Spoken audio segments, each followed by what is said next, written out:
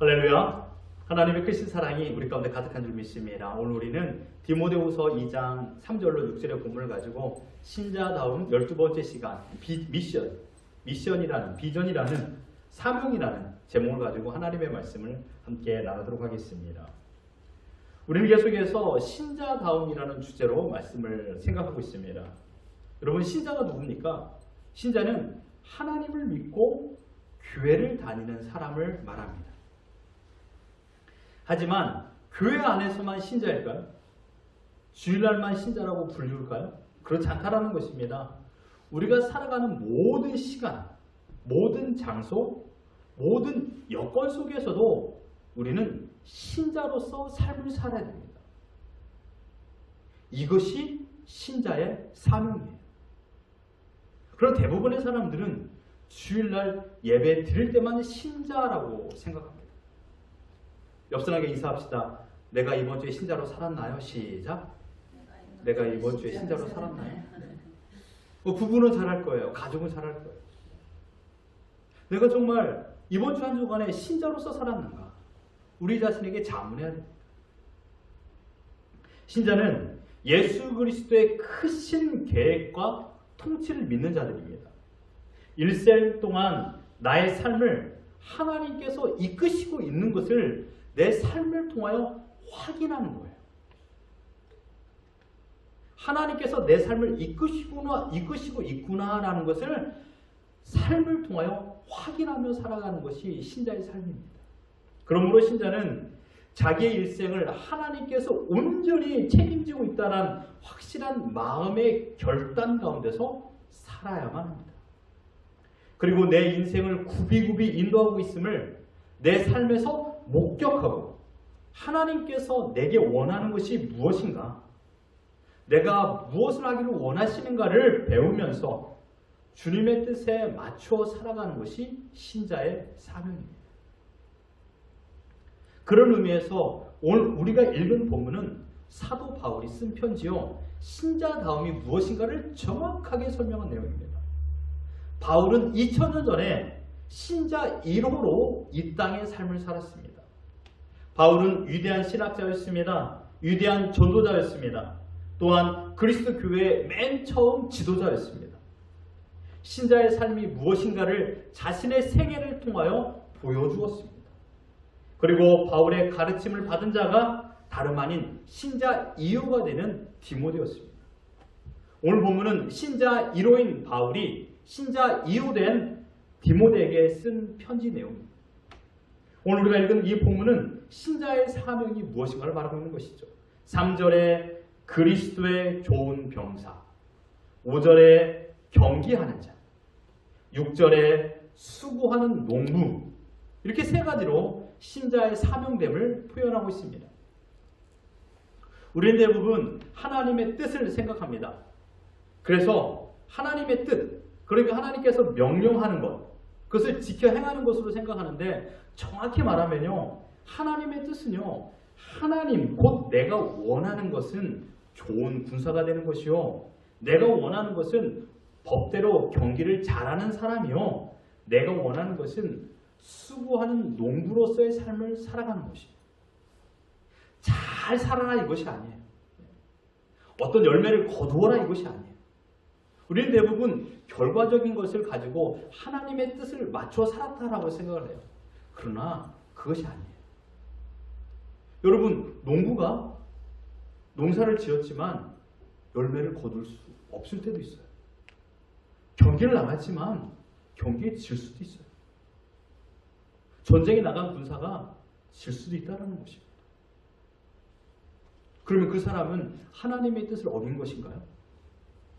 신자답지 못하게 산 것입니까? 아니에요. 그렇지 않다는 것입니다. 결과가 중요한 것이 아니라 경기하는 자, 농부, 또한 훈련된 잘 병사, 이 병사로서의 삶을 살아가는 것, 이것이 중요하다는 것입니다. 첫째로 좋은 군사, 좋은 병사라는 의미가 무엇일까요? 이 말 속에는 우리의 소속, 이 병사가 어디에 소속되어 있는가를 먼저 말하고 있습니다. 여러분, 아무나 군사가 되는 것이 아닙니다. 또한 내가 군사가 되고 싶어서 군인이 병사가 되는 것도 아닙니다.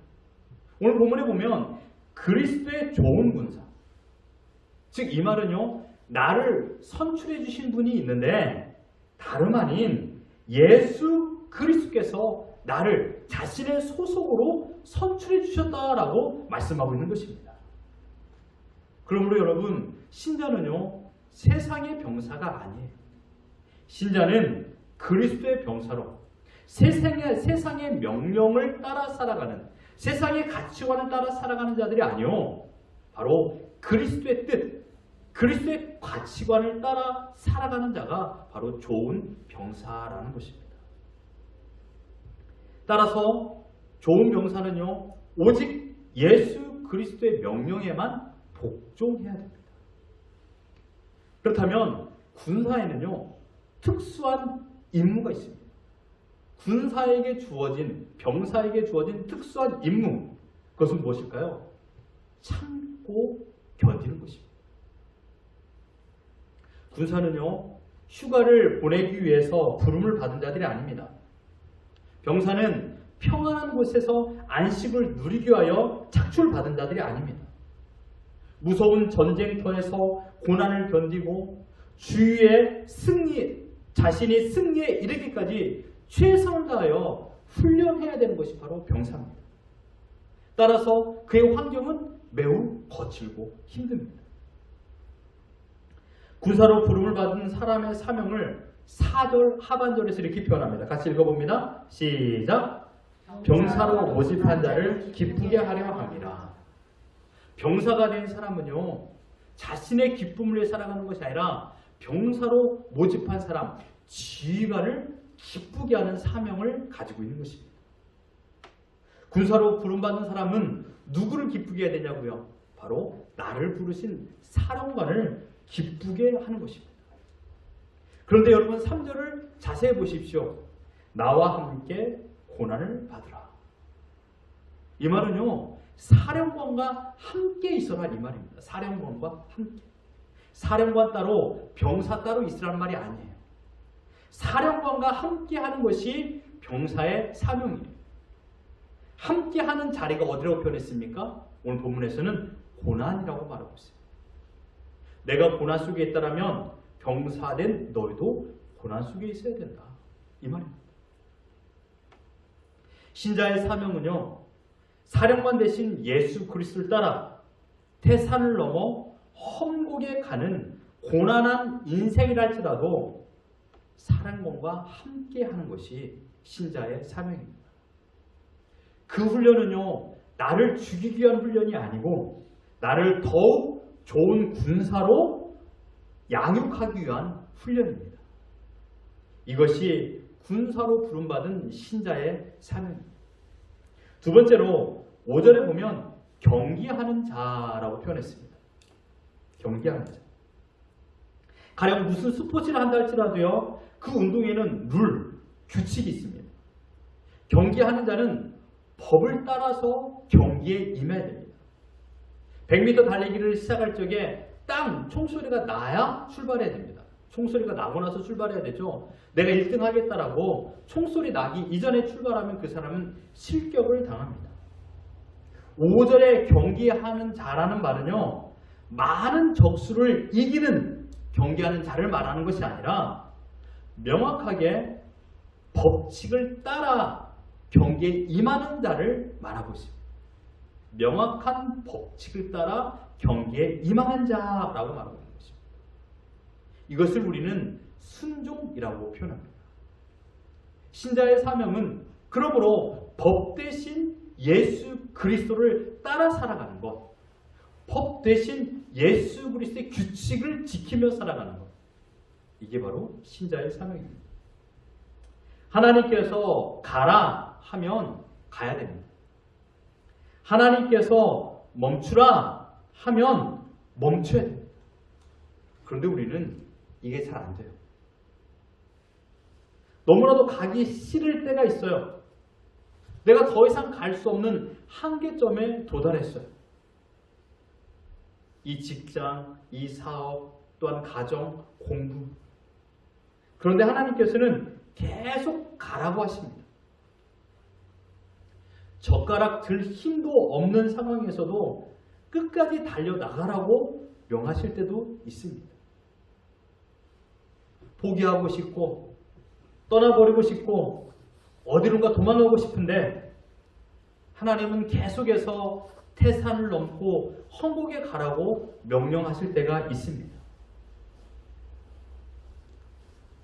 때로는 일이 너무 잘 돼서 계속 가고 싶은데 하나님께서 멈추라고 명하실 때도 있습니다. 여러분 기억하십시오. 가라, 멈추라 이 명령을 하신 분은 내가 아니요 하나님이십니다.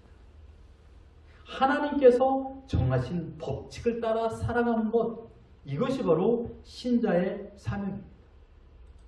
인생의 법칙은 내가 정하는 것이 아니에요.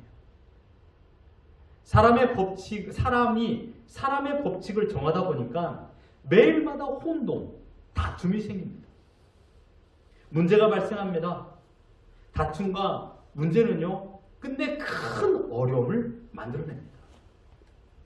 가령 여러분 100명의 사람이 있다고 생각해 보십시오.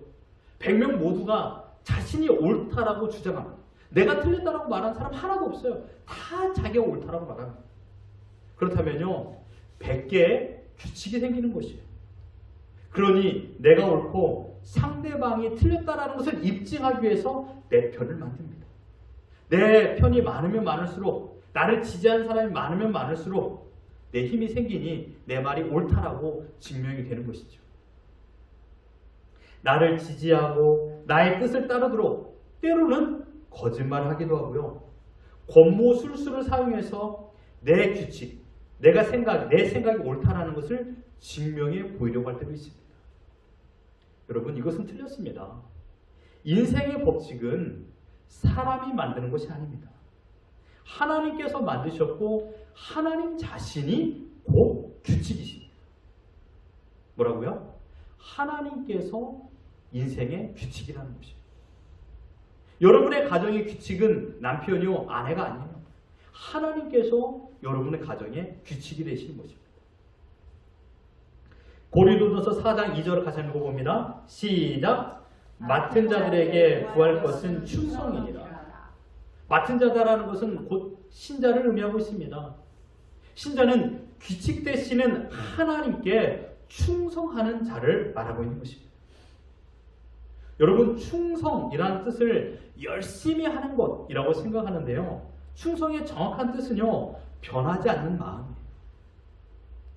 규칙 되시는 하나님을 바라보고 그 하나님을 향한 변하지 않는 마음으로 따라가는 것. 이것이 신자의 사명이에요. 근데 우리는요 어떻습니까? 상황에 따라 우리의 마음이 바뀐 거예요.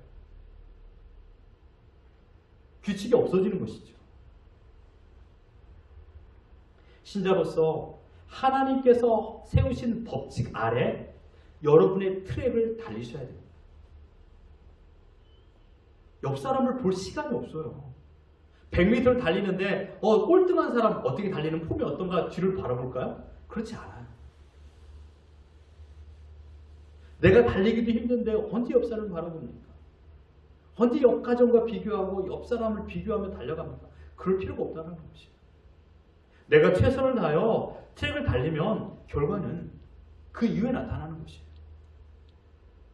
하나님께 세우신 규칙을 따라서 하나님께 세우신 그 트랙을 달리십시오. 벗어나려고 하지 마십시오. 벗어나는 것은 일탈이 아니에요. 포기하는 것입니다. 그 포기는 하나님과 상관없는 삶을 살아가는 것이에요. 세 번째로 수고하는 농부라고 표현했습니다. 6절에 수고하는 농부가 곡식을 먼저 받는 것이 마땅하니라 라고 말하고 있습니다. 농부는요 자기가 일을 해서 직접 수확하여 자기가 먹는 자를 말합니다. 우리가 먹는 쌀은요 어떤 농부가 수확하고 또한 거둔 것을 얼마의 돈을 주고 사서 먹습니다. 하지만 농부는요 자기가 쌀을 재배하여 자기가 수확하여 자기가 자기가 먹습니다. 마찬가지로 하나님께서 신자로 부르신 자들에게 제각각 사명을 부여하십니다. 자기에게 주어진 일을 최선을 다해 수행하면 그 결과 신자된 농부가 그 수확물을 먼저 맛본다라는 것을 말하고 있습니다. 이것이 오늘 본문의 전반적인 내용입니다. 그렇다면 저는 여러분과 두 가지를 생각해 보길 원합니다. 우리에게 주어진 사역지, 사명지는 어디일까? 우리는 대부분 사역자 또한 미션 또한 어떠한 사명이라고 말하면 거창하게 생각합니다. 1000명을 전도하거나 또한 엄청난 많은 헌금을 하거나 또한 성경을 100독을 하거나 물론 그것도 좋은 사명이죠. 그럼 우리는 너무나도 부푼 그런 거대한 사명을 받은 사람이 있고 그렇지 않은 사람도 있다는 것을 아셔야 됩니다. 우리에게 주어진 사명지는 다름 아닌 우리의 가정입니다. 우리들의 가정이 여러분의 사명지예요. 가장 작고 그러나 가장 중요하고 가장 위대한 일이 일어나는 곳이 어디냐? 가정이에요.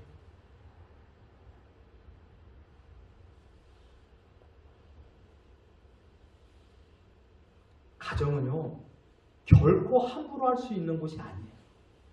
내 마음대로, 내 감정을 따라, 내 기분을 따라 좌지우지하는 곳이 아니어야 됩니다. 그런데 어때요? 대부분의 가정에 큰 싸움이 나는 곳을 보세요. 다 자기가 기득권을 가지려고 해서 그 싸움이 일어나는 것이에요. 가장 작은 단위지만 가장 중요하고 가장 위대한 일이 일어나는 곳이 가정입니다. 가정을 소홀히 하는 사람 치고 행복한 사람은 없어요. 여러분의 가정에서 여러분이 그리스도의 군사로 사십시오. 여러분의 가정에서 경기하는 자로 사십시오. 여러분의 가정에서 일하는 농부로 살아가는 것이 우리의 삶입니다. 신약 성경에 나오는 인물 중에 가정에서 가장 아름다운 사명을 감당한 자들이 있는데 그들이 누군지 아십니까? 다름 아닌 디모데 할머니 로이스와 디모데의 어머니 유니게. 디모데후서 1장 5절을 같이 한번 읽어보겠습니다. 시작! 이는 내 속에 거짓이 없는 믿음이 있음을 생각함이라. 이 믿음은 먼저 내 외조모 로이스와 내 어머니 유니게 속에 있나니 내 속에도 있는 줄을 확신하노라. 로이스와 유니게는 가정이라는 사명지에서 하나님께서 원하시는 좋은 군사로, 경기하는 자로, 농구하는 자로 살았다는 것입니다. 이것을 지금 바울이 알고 말하고 있습니다. 여러분, 예수 그리스도의 죽음과 부활 이후 초대교회가 생겼습니다. 로이스와 유니게가 어떤 방법을 통하여 예수님을 영접했는지 우리는 알 수 없지만 분명한 것은 신앙의 일대였다는 것이에요. 신앙의 일대. 그 로이스와 유니게가 살았던 그 시대의 대표적인 특징이 무엇인지 아십니까? 그것은 바로 기독교 핍박이었습니다. 대표적인 특징 하니까 부흥 아니면 성도가 많아짐 아니면 믿음이라고 생각하는데요. 그 시대의 특징은 기독교 핍박이었어요. 예수를 믿는 것이 지금처럼 자유로운 시대가 아니었다는 말입니다.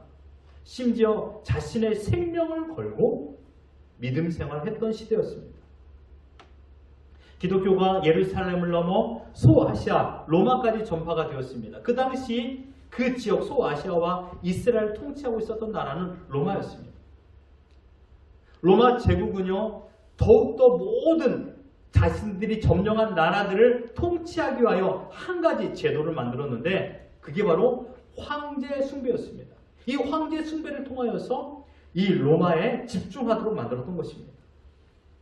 그 당시 로마 황제는 자신을 신으로 섬기도록 명령했습니다. 왜냐하면 로마 황제가 신의 아들이며 세상의 구원자여 평화를 주는 자 만물의 주라고 가르쳤기 때문입니다. 그런데 이 로마의 법칙을 따르지 않는 자들이 있었으니 다름 아닌 그리스도교를 믿는 기독교 신자들이었습니다. 기독교 신자들은 오직 예수 그리스도만이 세상의 구원자, 평화를 주는 자, 만물의 주라고 믿었던 것입니다. 그러니 당연히 로마의 법칙을 반대하는 입장에 서게 된 것이죠. 이것이 그 당시에 기독교인들의 죄가 되었고 로마 정부는 그래서 기독교인들을 핍박하였던 것입니다. 핍박의 방법 중에 대표적인 것은 경제활동을 못하게 하는 것입니다. 기독교인들의 재산을 몰수하기도 하고요. 일하는 직장에서 쫓아내는 것입니다. 직원을 뽑을 때 기독교인이다 하면 뽑지 않습니다. 디모데후서가 기록된 연도는 대략 AD 66년경입니다. 이 당시 로마 황제는 누군지 아십니까? 그 극악무도한 네로 황제였습니다. 기독교인들을 맹수의 밥이나 야외 파티 장소에 몸에 헝겊을 둘러싸서 기름을 끼얹어 횃불로 사용했던 자가 바로 이 네로 황제였습니다.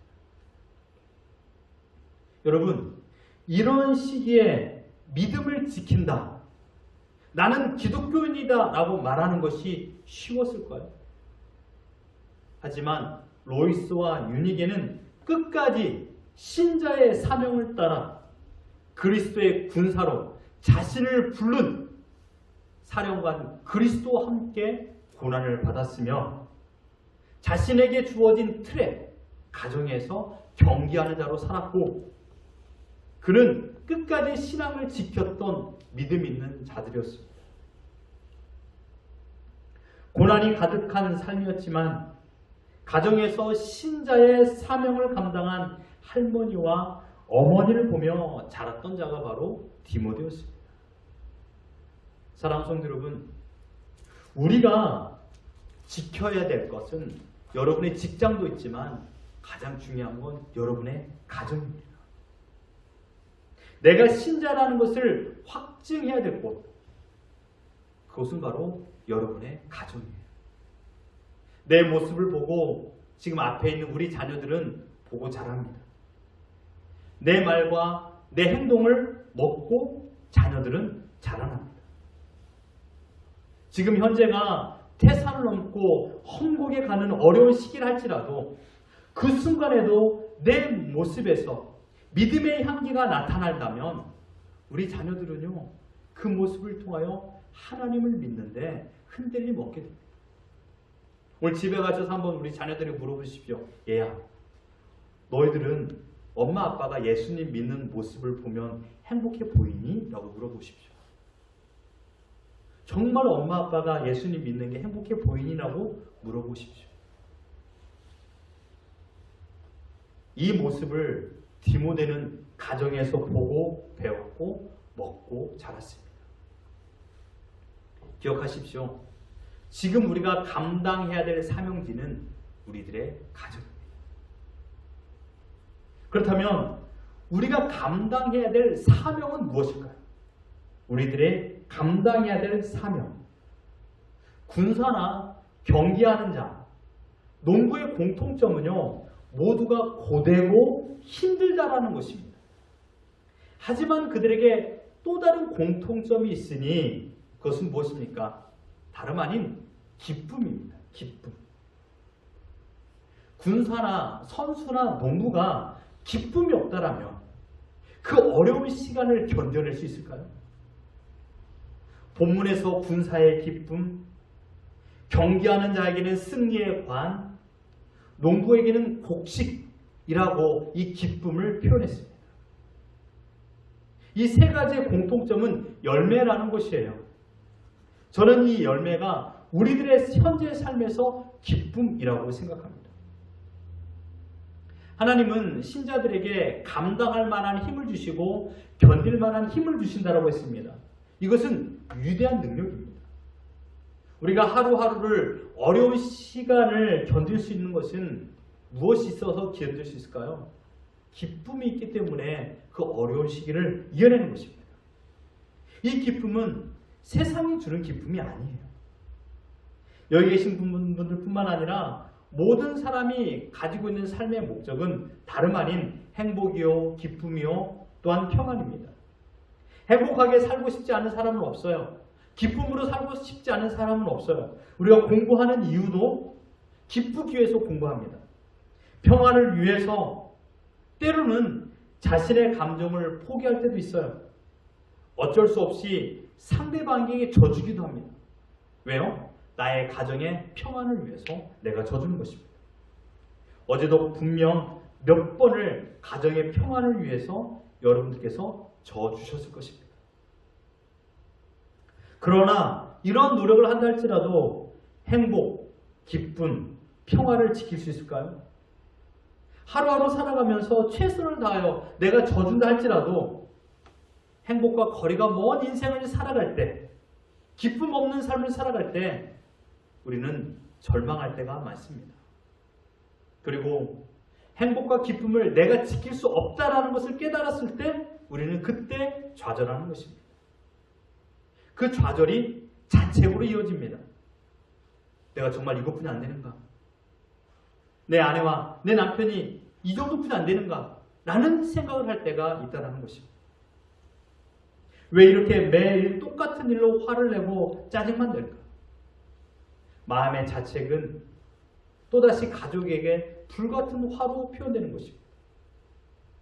여러분 기억하십시오. 행복과 평안과 기쁨은 내가 만들어낼 수 없습니다. 행복의 시작, 기쁨의 시작점은 내가 아니요 하나님이십니다. 그 하나님께서 우리에게 기쁨이라는 사명을 주었고 우리는 이 기쁨을 지켜내는 것, 이것이 우리의 사명이라는 것입니다. 세상의 방법으로 기뻐하는 것은 향락이요 쾌락입니다. 이 기쁨은 순간이라는 시간에만 작용될 뿐입니다. 영원히 지속할 수 없는 것이죠. 그러나 신자에게는요, 세상이 줄 수 없는 기쁨이 있다는 것이에요.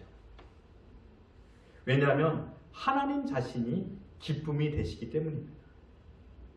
아무리 생각해봐도 지금의 현실이 어려운데 내 마음은 평안해요. 내일 어떻게 살아야 되나 그런 염려가 가득한 문제점이 있음에도 불구하고 걱정이 되지 않아요. 왜요?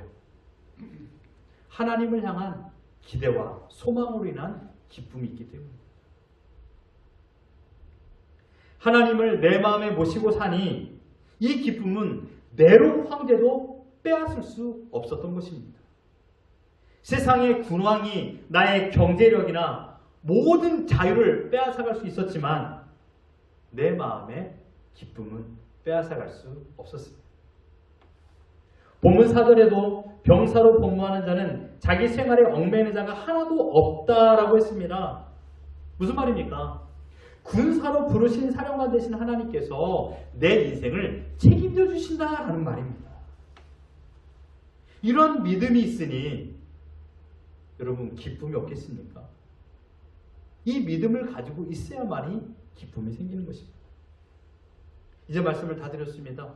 사랑하는 성도 여러분, 이 사진 한번 보시겠습니까? 어느 날 제가 일을 마치고 버우드에서 집에 오는 길이었습니다. 어떤 할아버지가 이런 피켓을 걸고 걸어가는 것이에요. 이 버우드 로드를 이렇게 쫙 걸어가는 것이에요. 딱 보기에도 중국 할아버지 같지 않습니까? 네. 이분이 저는 기독교인인지 아닌지 저는 몰라요. 어떻게 이런 문구를 걸고 있는지도 전 몰라요. 왜 걸고 있는 이유도 몰라요. 하지만 저에게 큰 도전을 주은 것은 바로 이 문구였습니다. 예수를 믿지 않는 사람이랄지라도 이처럼 평화를 위하여 미소를 지어라 라고 피켓을 걸고 걸어 다니고 있는데 지금 우리는 하나님의 백성이 신자로 기쁨과 평화를 지키고 계십니까? 여러분, 평화를 위하여 미소를 지으십시오. 옆 사람 보고 한번 미소를 지어봅시다. 시작. 왜 안 쳐다보세요? 평화를 위하여 미소를 지으십시오. 먹을 것, 입을 것, 마실 것, 우리의 생명을 지키신다고 약속하신 하나님을 진정으로 믿는 자가 신자예요. 그렇다면 하나님께서 허락하신 가정에서 하나님께서 주신 기쁨을 지켜나가는 것이 바로 우리의 삶. 빌립보서 4장 4절을 함께 읽어보겠습니다. 시작. 주 안에서 항상 기뻐하라. 내가 다시 말하노니 기뻐하라. 사랑하는 성도 여러분, 여러분의 가정은 특별한 가정입니다. 여러분의 사명지이기 때문입니다. 그곳에서 여러분의 믿음의 향기가 나타나셔야 됩니다. 여러분이 받은 기쁨은 주 안에서 누리는 기쁨이어야 됩니다. 어떠한 상황에서 어떠한 어려움 속에서도 우리의 가정을 기쁨으로 지켜나가는 것이 군사로 부름받은, 농부로 부름받은, 경기한 자로 부름받은 우리의 사명인 줄 믿습니다. 이것이 신자로서 우리에게 원하는 하나님의 뜻입니다. 우리가 우리의 사명지에서 기뻐함을 가지고 살아갈 때 하나님은 기뻐하십니다. 주님 오시는 그날까지 기쁨을 빼앗기지 마십시오. 내일의 물질 때문에, 내 몸의 건강 때문에 기쁨을 빼앗기지 마십시오. 항상 내 마음을 지키십시오. 기쁨을 지키십시오.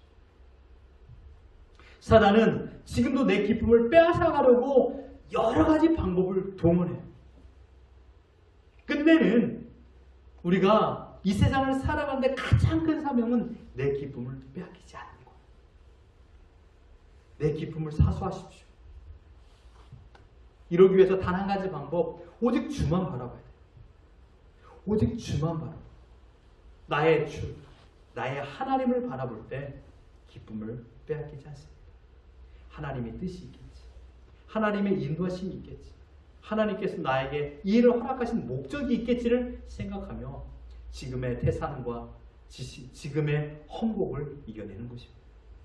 바라옵기는 주님 오시는 그날까지 신자다움의 사명, 나에게 허락하신 이 기쁨을 지켜나가며 살아가는 우리 모두가 되기를 예수 그리스도 이름으로 축원합니다.